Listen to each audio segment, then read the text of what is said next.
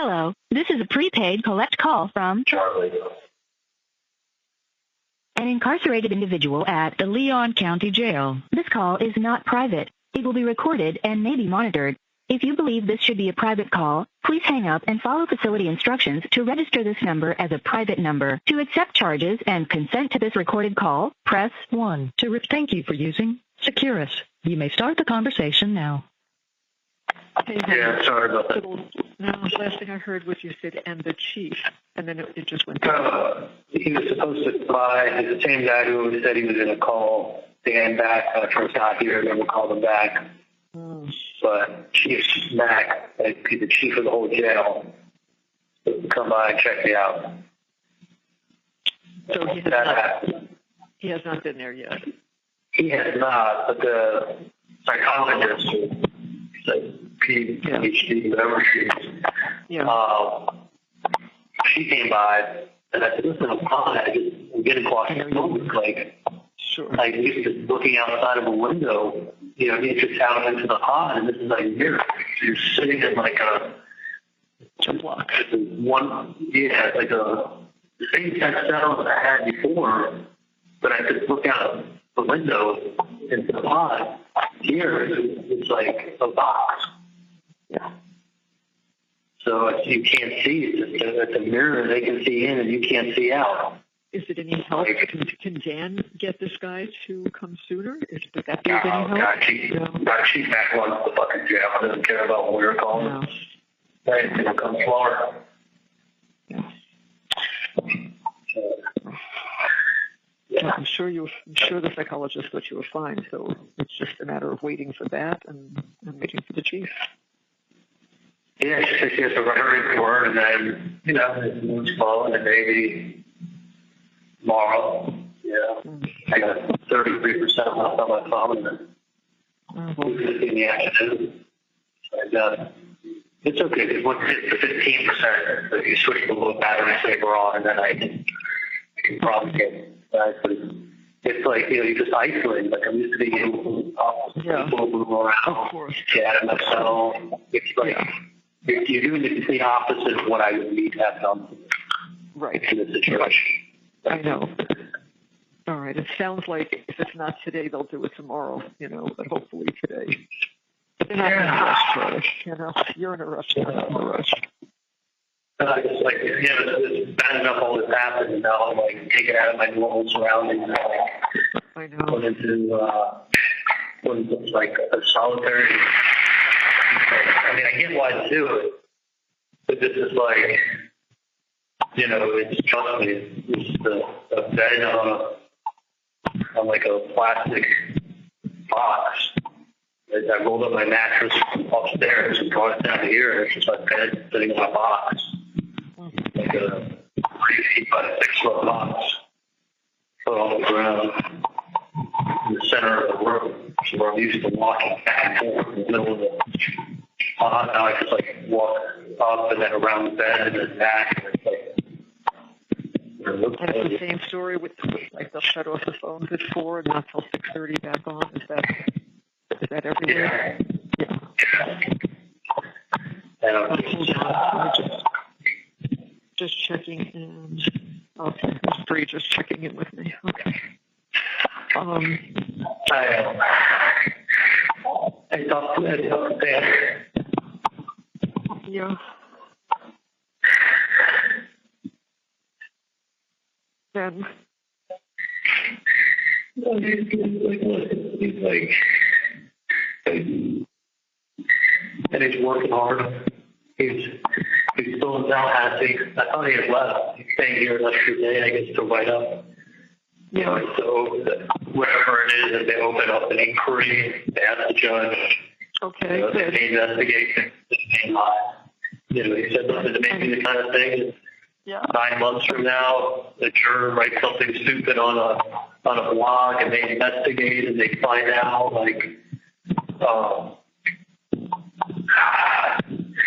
and they find out something, and they're able to open it, and then it could possibly lead to an appeal. I basically got the judge let a lot of stuff in to the case. that he did that because he didn't want her to appeal. The harder the judge rules, I guess there's more health issues that can come up, like if that guy, Hankerson or whatever. I guess the harder the judge rules on issues that are in the trial, the more likely there is to have a health issue. The easier the judge is in favor of the defendant, the more likely there is to have a health issue. Yeah. You see what I'm saying? Yeah, I do.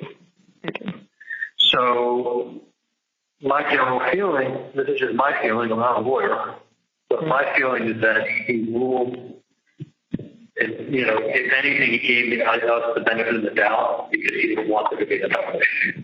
Yeah. Is that what Jan thinks? Well, I mean, he made that comment to me that the judge ruled in our favor a number of times. He let him bring stuff in. And I either said it or I heard it, that he meant it that there's not going to be, let things say that we're not wrong. I mean, you have to either say that the judge did something didn't give you your due process. If the jury didn't do anything improper, like, what's your reason for wanting to do trial? If there was an appeal, would it have to be in Tallahassee, or can you move it? Because I don't understand why they wouldn't let you move it. I don't. It was blatantly. I mean, look, I have. I didn't say this to you before I picked up the phone, but there's a lot of things that we have to do, and we've got a very tight time frame. So one of them involves taking care of some things for Roman, taking care of some things through Steinberg. It's just Dad's been on the phone all day, and Susan was nice enough when I called her. She said, I'm going to gather everything up and I'm going to drive down. So she and Rick got here about, 10 minutes before you called so that she could work with us because we got a couple of hours of stuff to take care of for Roman.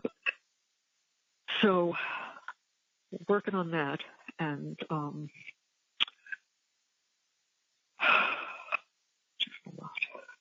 just a lot. But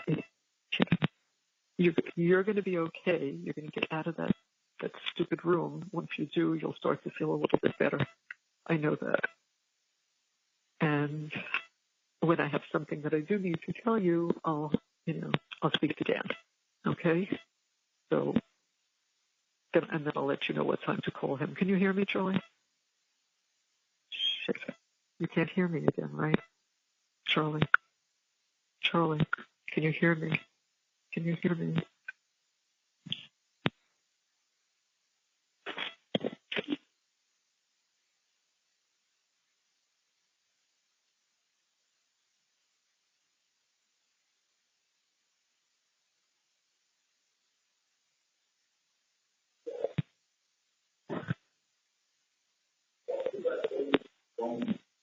I'm sorry. The fourth time that they cut the line each time. You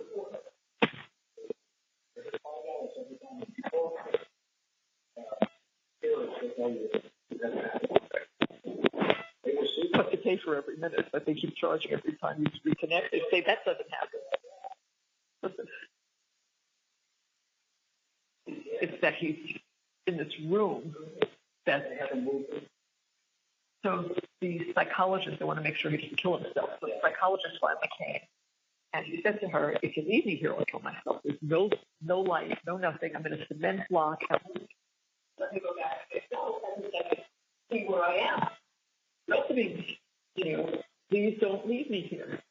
And spoke to him for a little bit. And she said, no, you're perfectly fine. I know that. I just have to go back and, I've got a few of these reports I have to write.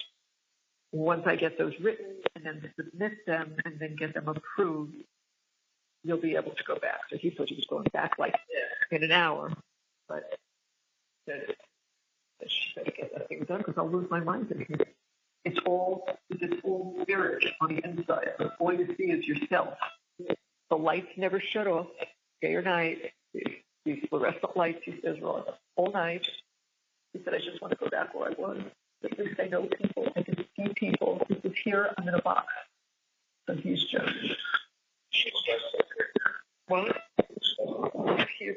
I mean, I'm sure the whole back would just keep getting disconnected. I didn't even know if you were drinking. They wasn't buying Coke. That's what it is. Nothing. So I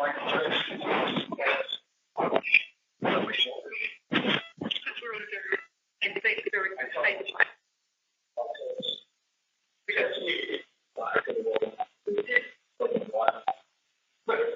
I don't want to. You know what I want to do. But I think it would be a nice way to just leave you alone. I'm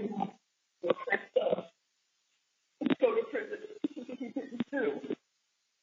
I can't push it. I'm not that strong.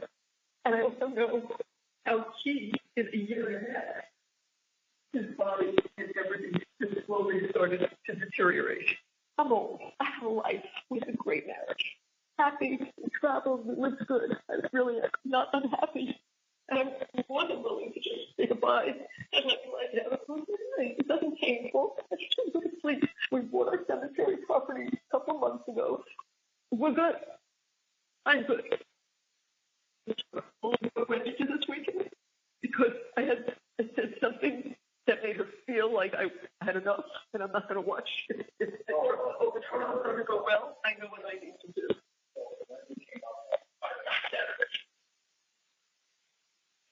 Now, you know something was wrong because we lived here 9 years.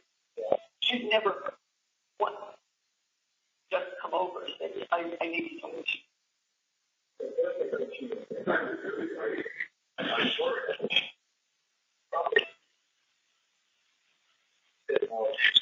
Make sure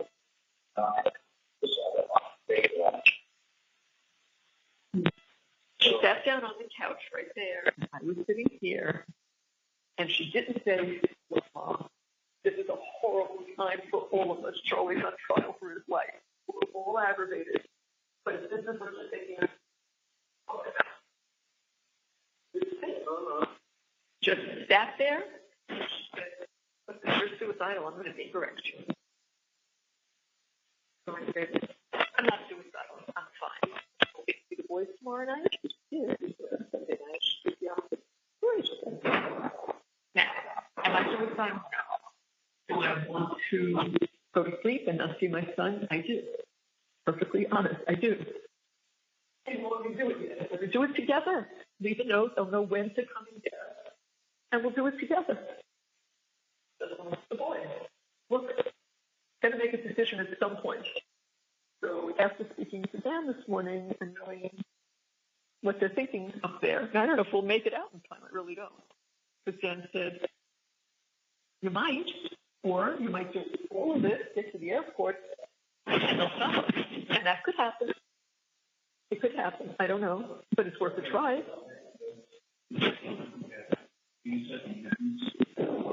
I've tried and tried and tried. I don't know what I'm doing. I've lost it, but I don't know what I'm doing. And we have to look at stuff for Romans. Argue with that. What do you think? How does it want to be done? With stipulations as to who's in charge and Roman fell in a truck and where his is going in on him under 100 and the truck and from the truck and going in the other then the truck on 30 feet. If somebody would be watching, well, we want someone to take care of it. So, I would make some effort to respond after this call. If you would do that, I could sit here with you and say, would you do that? I can't because no, it's not. So, you tell her that I could call George? No, I don't get it. I don't know how to get in touch with her. So I said, let me ask George. So I said, George, I can't get in touch with her. correspondence told me my lawyer to call her lawyer if it's about the case. And I wrote back, it's not about the case. I have been sure.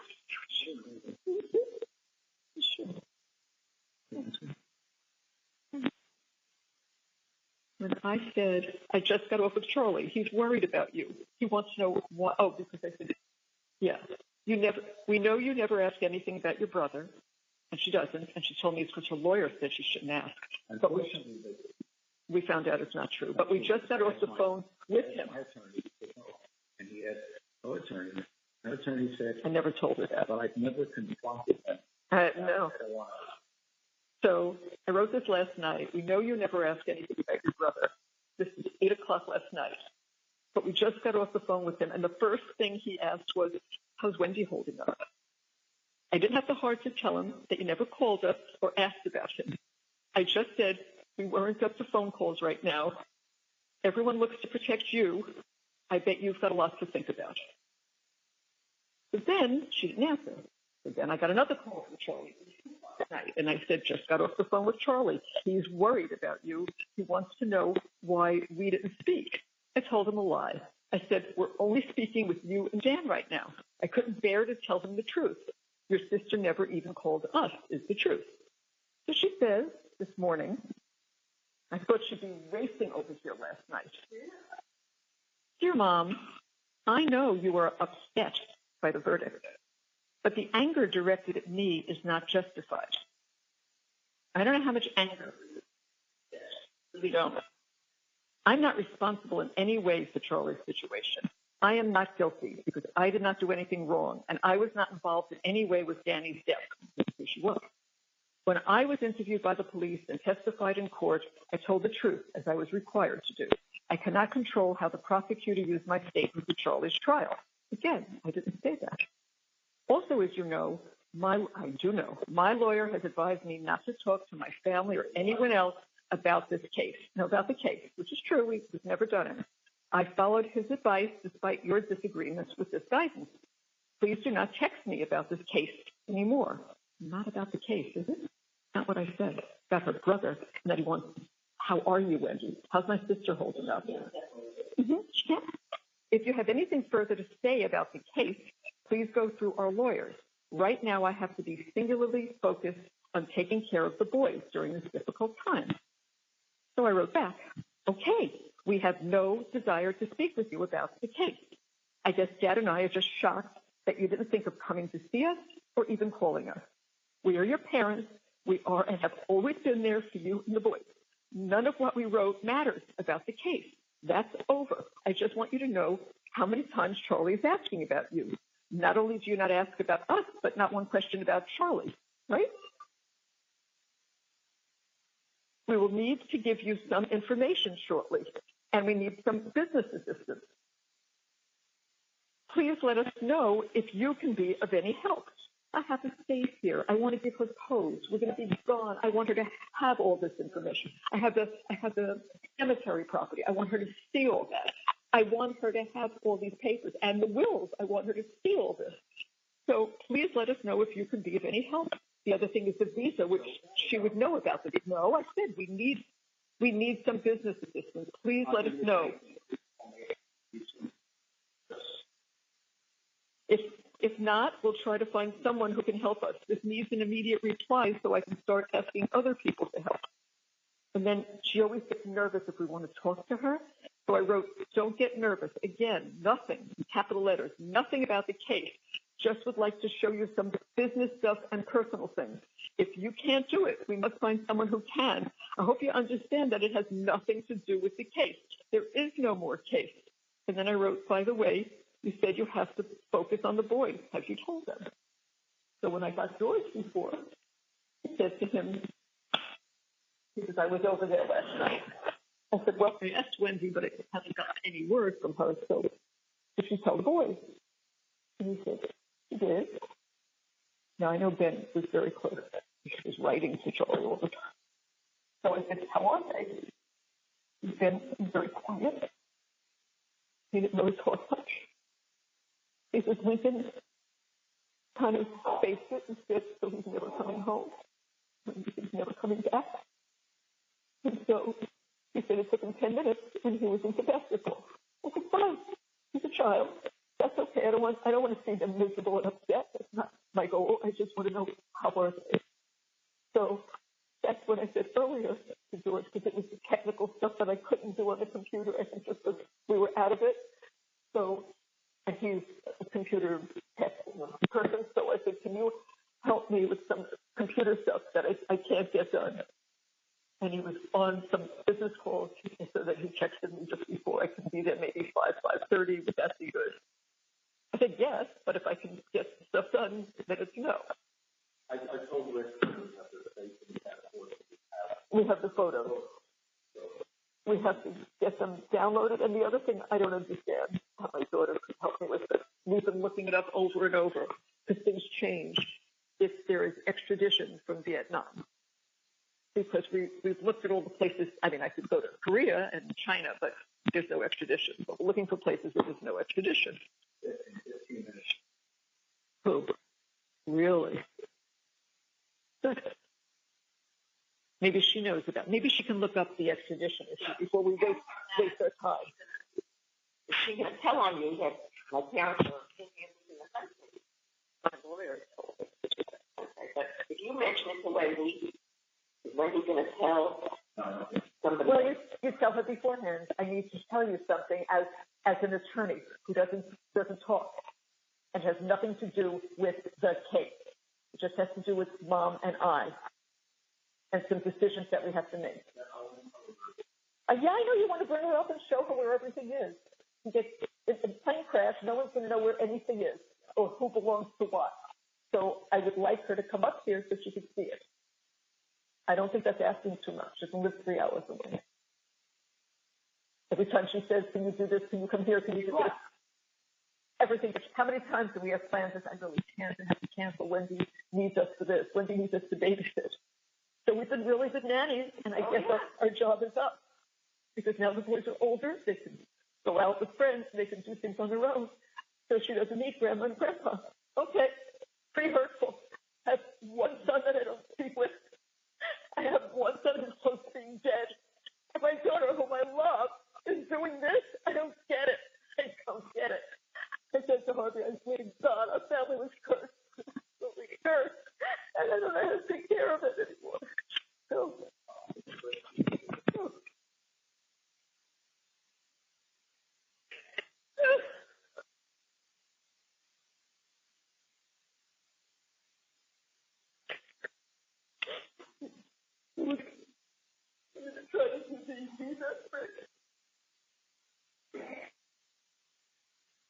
Rick, is it better for you to sit at this table than that chair?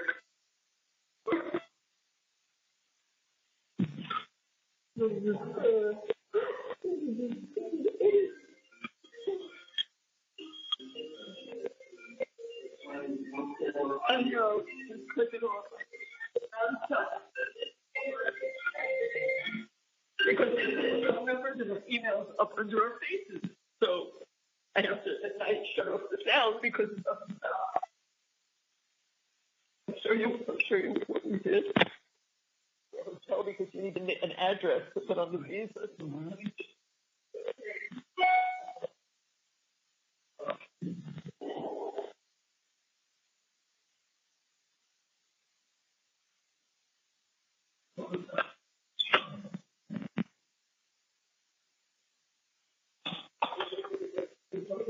Nobody knows where they are, but it's just some address.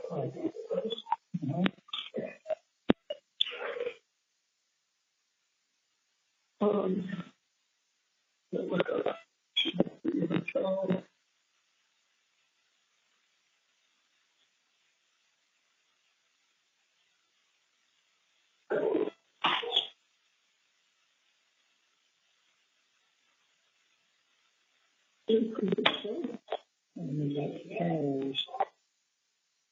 Whatever it's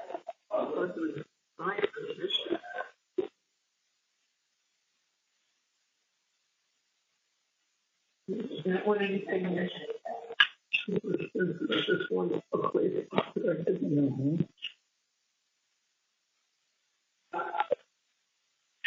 Where did it tell you what the price is, or do I have to go on OG School?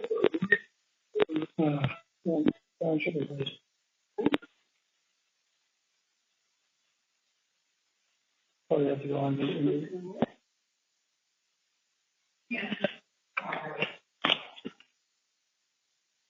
Which one is this? Is it called it in? Right this.